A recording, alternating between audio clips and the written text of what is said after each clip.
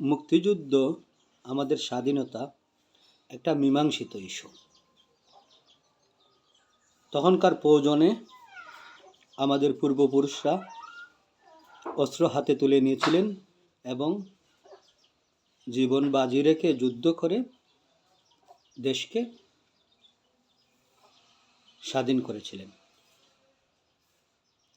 স্বাধীনতার পরবর্তীতে রাজনৈতিক ব্যর্থতার কারণে আমাদের সুন্দর বাংলাদেশকে ইন্ডিয়ার কলোনি হইতে হয়েছে।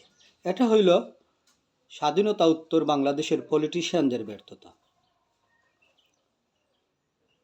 24-এর পরবর্তীতে এসে বই পুস্তকে ম্যাগাজিনে আমার মনে হয় না আসলে স্বাধীনতা 71, 69-এর গণ অভ্যুত্থান এইগুলো নিয়ে তেমন বিতর্কের কোনো অবকাশ আছে।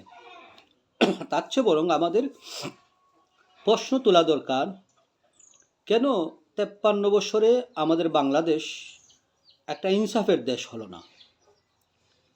কেন এখনো কৃষকেরা তাদের ন্যায্য মূল্য পায় না?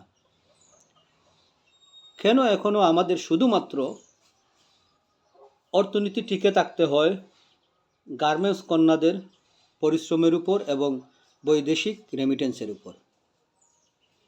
এই 53 বছরে পলিটিশিয়ানরা আমাদেরকে কি দিয়েছে এবং পলিটিশিয়ানরা দেশ থেকে কি নিয়ে গেছে, এইগুলো আসলে প্রশ্ন করার বিষয়। ফিলোসফিক্যালি আমরা 71-এর স্বাধীনতা নিয়ে আমাদের আর বিতর্ক করার প্রয়োজন নেই। এই মুহূর্তে স্বাধীনতা পরবর্তী সময় নিয়ে আমাদের প্রশ্ন তোলা দরকার। কেন আমরা যুদ্ধ শেষে দেশটা স্বৈরাচারের কবলে গেল? কেন 73-এর ইলেকশনে ভোট গণনা করতে হেলিকপ্টার ব্যবহার করা হলো? আমার সালের কোনো তত্ত্বগত ভুল হলে সংশোধন করে নেবেন প্লিজ। আমি আসলে সকালের নাস্তা শেষ করে বসে আমার কথাগুলো বলছি। আপনারা প্রশ্ন করতে পারেন, বিগত 15 বৎসরের অপশাসনে আমাদের শিক্ষা ব্যবস্থাটা কিভাবে ধ্বংস হয়েছে। আপনারা প্রশ্ন করতে পারেন, বিগত 15 বৎসরে কত হাজার কোটি টাকা বাংলাদেশ থেকে পাচার হয়েছে। আপনারা এখনও 53 বছরের আগের মীমাংসিত বিষয় নিয়ে কথা বলে দেশকে দ্বিধা বিভক্ত জাতিকে বিভক্ত করে দেন। আমার দ্বিতীয় প্রশ্ন হলো,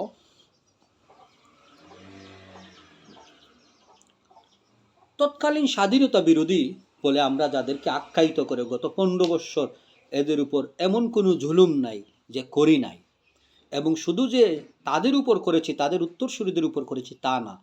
এই স্বাধীনতা বিরোধী ট্রামটা ব্যবহার করে দেশের গণমানুষের উপর এমন কোনো জুলুম নাই বিগত ফ্যাসিবাদের সরকার করে নাই। তাহলে এখন এসে কেন আবার ওই প্রশ্নটা নিয়ে আসতে হয়? 71-এর প্রশ্নটাকে সুন্দরভাবে সত্য রেখে আমাদের চিন্তা করা দরকার। এই মুহূর্তে আমাদেরকে স্বাধীনতা সার্বভৌমত্ব রক্ষা করতে হলে আমাদের পলিটিক্যালি মেকিংটা কী হবে? যদি এই জেনারেল বিষয়গুলো রেখে আমরা আজ থেকে 50 বছর আগের বিষয় নিয়ে তর্ক বিতর্কে বিভক্ত হয়ে যাই, আমার মনে হয় না আসলে আমাদের ভবিষ্যৎ খুব একটা ভালো হবে। আমাদের প্রশ্ন তোলা দরকার, কেন কৃষকের ছেলে উপজেলা অফিসার হয়েই তার ঢাকা শহরে একটা বাড়ি থাকতে হবে? কেন পলিটিশিয়ান হলেই তার বেগমপাড়ায় একটা বাড়ি থাকতে হবে? কেন বড় আমলা হলেই তার কোটি কোটি টাকা ব্যাংকে থাকতে হবে? কেন কৃষক তার উৎপাদিত পণ্যের ন্যায্য মূল্য পায় না?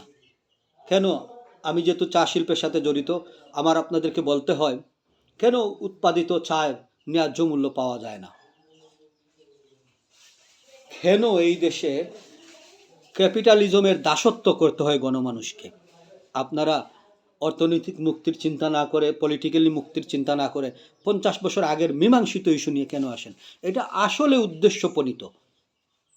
আপনারা যদি সত্যিই এই দেশের 18 কোটি মানুষের গণমুক্তি চান, তাহলে আজকে থেকে বিগত 50 বছরে কেন আমরা ব্যর্থ হলাম, আর আগামী 50 বছরে আমরা ব্যর্থ না হতে হলে রাষ্ট্রীয়ভাবে কি কি পদক্ষেপ নেওয়া উচিত সে বিষয় নিয়ে আলোচনা করুন।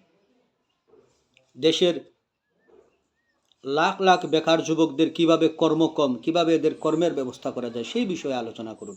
কিভাবে মধ্যপ্রাচ্যের বিমান ভাড়া কমানো যায়। আপনাদের সাথে খুব গুরুত্বপূর্ণ একটা বিষয় নিয়ে আলাপ করি। গত সপ্তাহে আটাব একটা সংবাদ সম্মেলন করেছে, সেখানে তারা বিস্তারিত উল্লেখ করেছে যে কিভাবে বেসরকারি বিমান পরিচালন কোম্পানিগুলো আগামী 6 মাসের অধিক সময়ে নিয়েও নাম পরিচয়হীন পাসপোর্টের কমিক নংবিহীন মধ্যপ্রাচ্যের ফ্লাইটের ভিসাগুলো বুকিং দিয়ে রাখে।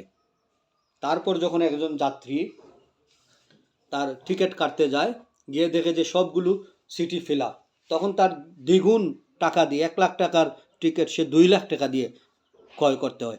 এই টাকাটা কুচায় দেয়। রাষ্ট্রের কাজ হলো এইগুলো সলভ করা, রাষ্ট্রের আসলে কাজ না, আর আমাদের গণমানুষের কাজ না 49-50 বছর আগের মীমাংসিত একটা বিষয় নিয়ে আলোচনা করা। আপনারা আলোচনা করুন কেন কৃষকের ছেলে মধ্যপ্রাচ্য গিয়ে রেমিটেন্স পাঠায়, আবার কেন তাকে বেশি টাকা দিয়ে বিমান ভাড়া দিয়ে যেতে হয়, এইগুলো আলোচনা করুন। কেন এই দেশটা মাফিয়া স্টেট হয়ে ওঠে, এইগুলো নিয়ে আলোচনা করুন। কেন আমাদের শিক্ষা ব্যবস্থাটা ধ্বংস করে দেওয়া হয়, কেন আমাদের অর্থনীতি ব্যবস্থা ধ্বংস করে দেওয়া হয়, কাদের ইশারায়, কার ইশারায়, কারা করে। Thank you.